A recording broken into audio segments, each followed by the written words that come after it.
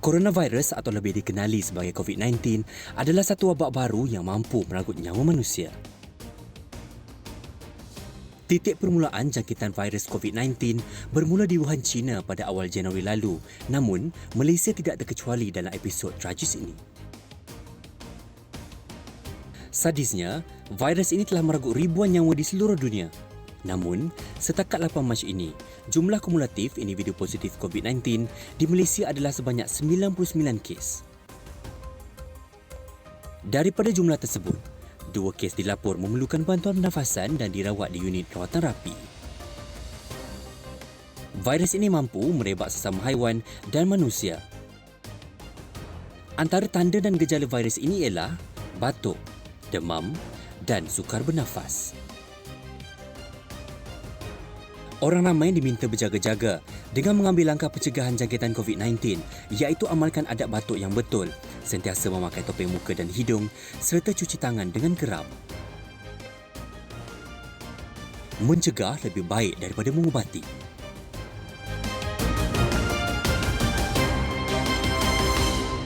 Baik, saya kira itu bila kita cakap dengan COVID-19 ini pastinya menggerunkan semua manusia di dunia ini. Apatah lagi kita melihat, saya seperti paranoid. Setiap hari saya perlu melihat statistik dan apakah perkembangan terbaru mengenai COVID-19. Ya.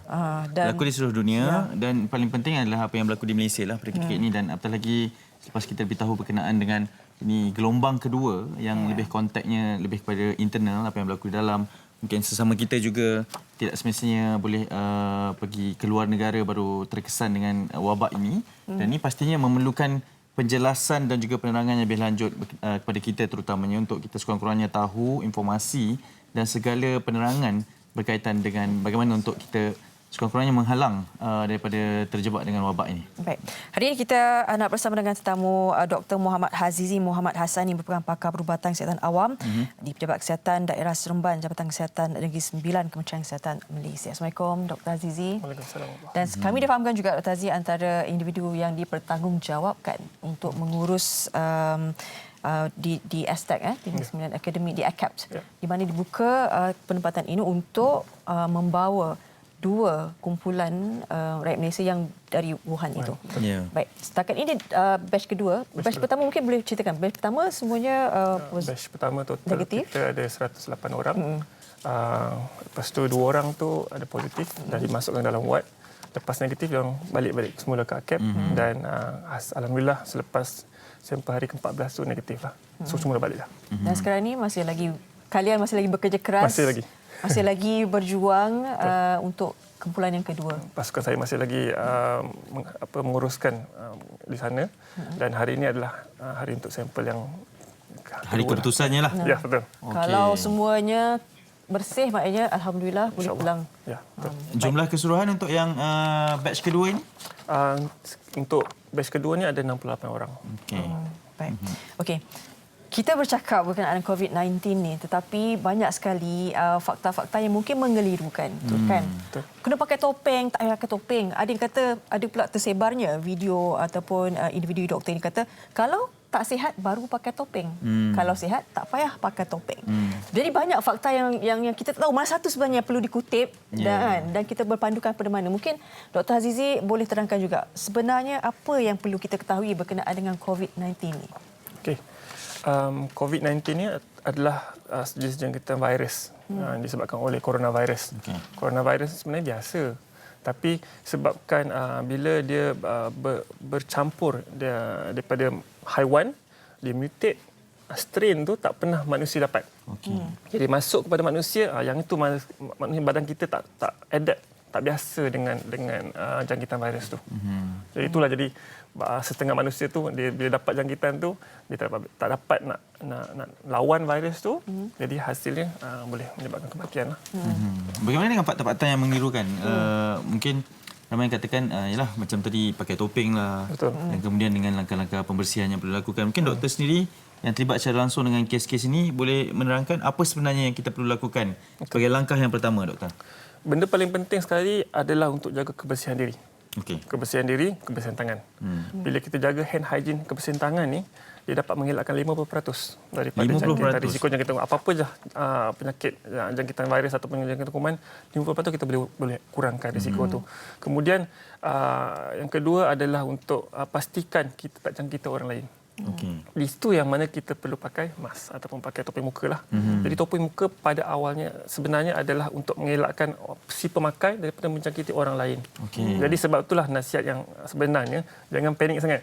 Semua orang sibuk nak beli mask dekat pasaran kan Sampai dah habis. Habis dah, tak ada betul, dah. sampai habis.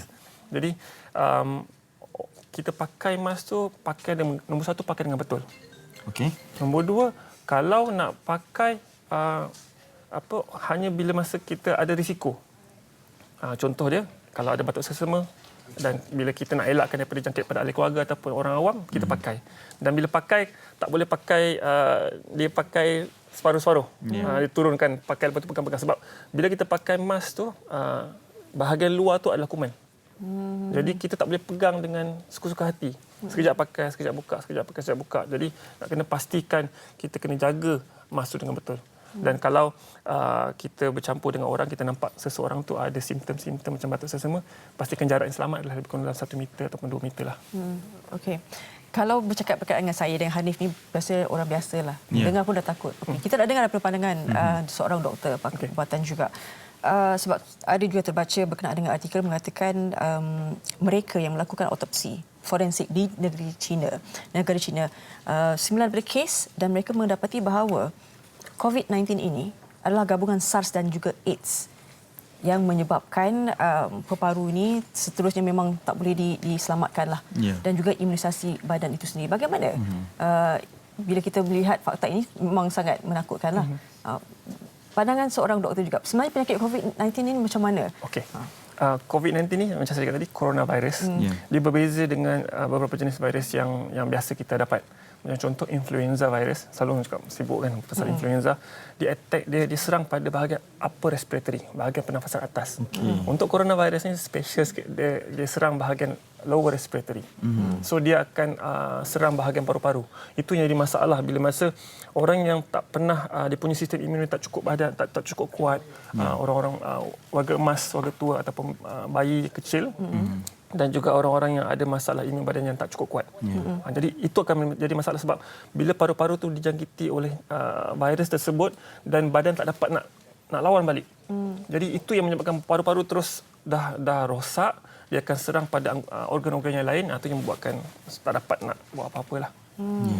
Doktor melihat kepada perkembangan semasa setakat 12 jam tengah hari semalam difahamkan 117 kes telah dilaporkan. Betul. Dan ketika ini gelombang kedua itu mungkin apa itu sebenarnya gelombang kedua dan bagaimana kita selaku rakyat Malaysia ialah kadang-kadang dinasihatkan untuk tidak pergi ke tempat orang ramai tapi kita perlu melakukan rutin harian juga, pekerjaan dan sebagainya. Masih lagi ada yang keluar negara untuk melakukan pekerjaan mereka.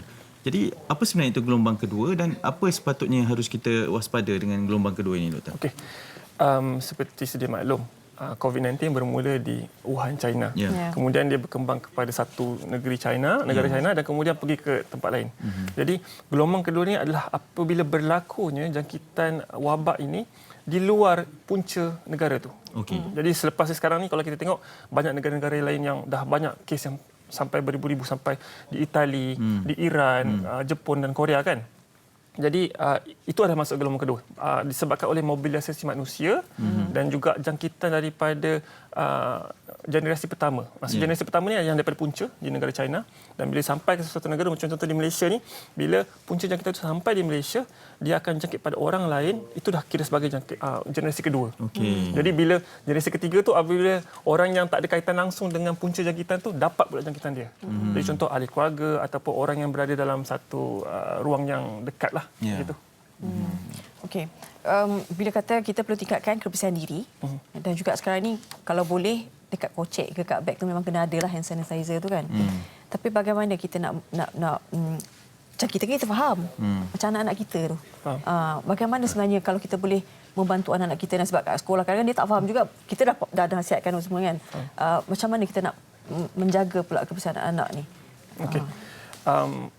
Benda yang paling untuk anak-anak lah, benda paling senang untuk kita ajarkan ataupun kita praktiskan kepada mereka adalah hand hygiene. Itu saja. Jadi dekat rumah kita ajar mereka untuk sentiasa cuci tangan. Tak semestinya kena pakai hand sanitizer. Pakai sabun yang ada disinfektan pun dah cukup lah. Sebenarnya sabun biasa dah cukup. Dan tapi cara pembasuhan dengan betul dengan lengkap. Dan bila amalkan selalu, dia orang tahu sebelum makan nak kena basuh tangan, selepas makan nak kena basuh tangan, kalau batuk tutup mulut, basuh tangan. Dan benda tu boleh kita nasihatkan kepada pusat jagaan ataupun taskah untuk sambung juga. Sebab kami di Pejabat Kesihatan dan juga Kementerian Kesihatan sentiasa bagi nasihat kepada sekolah dan juga pusat jagaan untuk educate atau untuk beri pendidikan kepada anak-anak ini betapa kepentingan benda basicnya adalah kebersihan diri dan juga kebersihan tangan. Saya suka antara poin yang dikatakan adalah lepas batuk kita tutup tu kita basuh terus tangan. Sebab kadang-kadang bagi kita dah halang tu kita biar aje sebab kita konon-kononnya elak daripada mengebak kan. Tapi sebenarnya ianya masih ada. Doktor mungkin yang terakhirnya sebab tadi doktor sendiri kata macam kita dah penat ni sekarang ni kan. Ya, perjuangan kalian tu. Hari ni hari yang ke-14 untuk menentukan sampel yang kedua ini. Doktor, pesanan kepada rakyat Malaysia terutamanya kepada mereka yang ialah kita tak nak panik. Itu yang paling penting. Sebab sekarang ini boleh dikatakan kita masih antara negara yang masih terkawal. Tapi kita tak nak juga berada dalam keadaan yang selesa.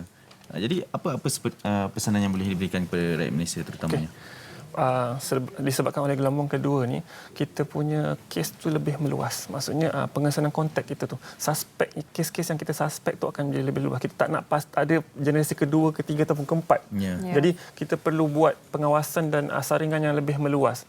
Jadi nombor satu saya minta kepada rakyat Malaysia adalah jangan panik. Jangan menyebabkan masyarakat lain panik. Itu je paling penting. Di mana bila mereka tengok ada orang-orang yang datang ke klinik ataupun pasukan kesihatan datang ke rumah untuk buat pemeriksaan, terus ambil video, ambil gambar, kata ada kes positif, terus memviralkan. Benda macam tu kami hadap setiap hari.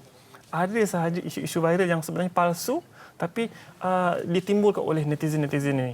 Jadi kita dah sampai tahap kita rasa pihak-pihak begini kita perlu ambil tindakan undang-undang di mana kita akan laporkan kepada SKMM di mana siapa-siapa saja yang membuatkan menimbulkan isu viral ataupun berita palsu, kita laporkan kepada mereka di bawah Akta Multimedia tu, sebab penjara boleh sampai 5 tahun dan juga denda sampai RM50,000. Baik. Kita ucapkan terima kasih kepada Dr. Muhammad Azizi Muhammad Hasani yang turut berkongsi dengan kita walaupun masa agak singkat, tapi kita nak ucapkan juga salute to you guys yang bertugas tanpa henti 24 jam memantau bagaimana kesihatan rakyat Malaysia terhindar daripada COVID-19 ini. Kita harapkan nanti 68 hari ini kesemuanya negatif, jadi kalian boleh pulang. InsyaAllah. Berehat dulu terutamanya. Pastikan saya dah bekerja keras untuk pastikan kesihatan mereka dekat sana terjamin lah. Baik. Antara wira-wira dan pejuang kita lah. Okay, Doktor, baik, sebelum kita berhenti rehat, kita ingin paparkan dan kita ingin ajak kita untuk bersama sekurang-kurangnya kita kembali kepada pencipta dan untuk kita sama-sama membacakan doa menghindari dari wabak penyakit.